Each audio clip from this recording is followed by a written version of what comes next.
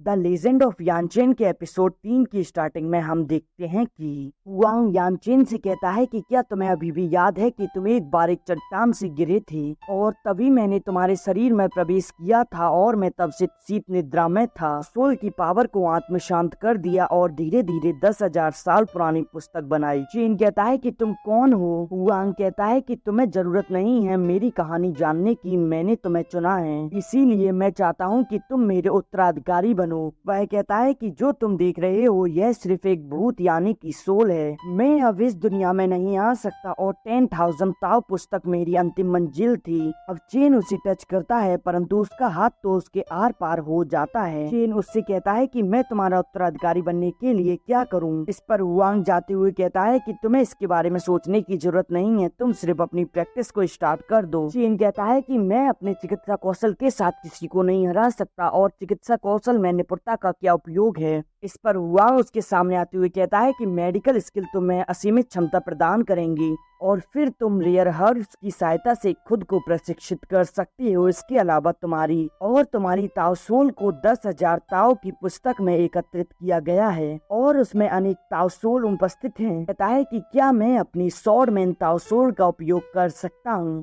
Huang कहता है कि आओ पहले मैं तुम्हें व्यायाम करना सिखाऊंगा और अब वह उस व्यायाम की टेक्निक को उसके अंदर डाल देता है। अब से तुम्हें कठिन परिश्रम करना होगा, वैसे मेरे पास तुम्हारे लिए एक मैजिकल वेपन है। और अब वह उस मैजिकल वेपन को बाहर निकालता है जो कि एक फर्नेस होता है। हुआंग कहता है कि यह स्प्रिट पेंशन काउड्रॉन है, यह 10,000 ताव की पुस्तक का एक मैजिकल वेपन है। आप भविष्य में इसका उपयोग कर इसकी सहायता से अपनी कल्टीवेशन में प्रगति कर पाओगे। चेन उसे देखते हुए कहता है कि इस स्प्रिट पॉइजन कार्ड्रॉन का क्या उपयोग है? क्या यह औषधि बनाने वाली कढ़ाई से अधिक है? हुआंग कहता है कि मैं जानता हूँ कि तुम क्या सोच रहे हो परंतु मैं तुम्हें उसमें से कुछ नहीं दे सकता। स्प्रिट पॉइजन कार्ड्रॉन को छोड़कर वह उस फर्नेस को उसे देते हुए कहते हैं कि उसमें से कुछ चाहते हो तो फिर तुम्हें उसके लिए एक काम करना होगा। कहता है कि यह अवश्य ही मुझे प्रशिक्षित करने में काम आएगी। उन्हें प्रणाम करते हुए कहता है कि मास्टर इस उपहार के लिए आपका बहुत बहुत धन्यवाद। मैं निश्चित रूप से कड़ी ट्रेनिंग करूंगा और आपको कभी भी शर्मिंदा नहीं होने दूंगा। हुआंग उसे उठाते हुए कहता है कि मुझे विश्वास है कि एक दिन तुम दुनिया के टॉप पर होगे।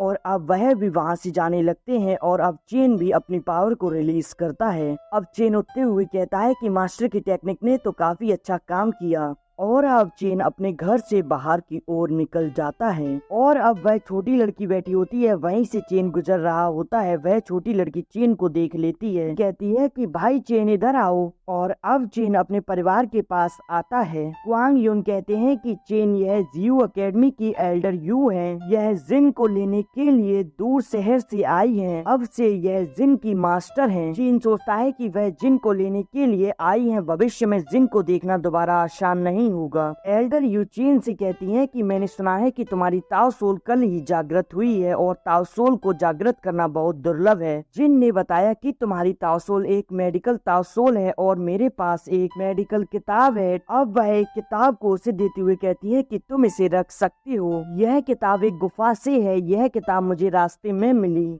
परंतु मैं दवाइयों में अच्छी नहीं हूँ इसीलिए मैंने इसे नहीं पढ़ा, आप इसे पढ़ लेना। है कि एल्डर यू आपका धन्यवाद। जिन जब जियू एकेडमी में हो तो फिर आप उसका ख्याल रखना, मैं अक्सर सिटी में आपसे मिलने आया करूँगा। और अब वह उस बुक को रखकर वहाँ से चला जाता है। और हम कुछ समय बाद का समय देखते हैं जहाँ जिन अपने भाई के गले पड़कर रो रही होती है। वह कहती है कि मैं अपना ख्याल रखूंगी, अगर तुम्हें यहाँ कोई धमकाने की कोशिश करे तो मैं उसे सुधारने यहाँ वापस आऊंगी। और अब सभी लोग जिन को विदा करने के लिए वहां आ जाते हैं और अब जिन बाय कर एल्डर यू के साथ उसकी स्वॉर्ड पर उड़ते हुए वहां से जाने लगती है। चेन कहता है कि जिन तुम मेरा इंतजार करना, मैं अवश्य ही तुम्हें गौरवान्वित करूंगा। और अब क्वांग फेंग कहते हैं कि चेन तुम हॉल ऑफ बुक में मेरे पीछे आओ। क्वांग हाई कहते हैं कि हुआ क्लास की निचले स्तर की ताव सोल और इसके अलावा यह एक सपोर्ट टाइप है, तो फिर चाहे तुम कितना भी कठिन प्रशिक्षण क्यों ना ले लो फिर भी तुम कुछ हासिल नहीं कर पाओगे। क्वांग लिंग कहते हैं कि हाँ यह हॉल के संसाधनों की बर्बादी होगी, चेन की कुछ ज्यादा ही पक्षपात मत करो।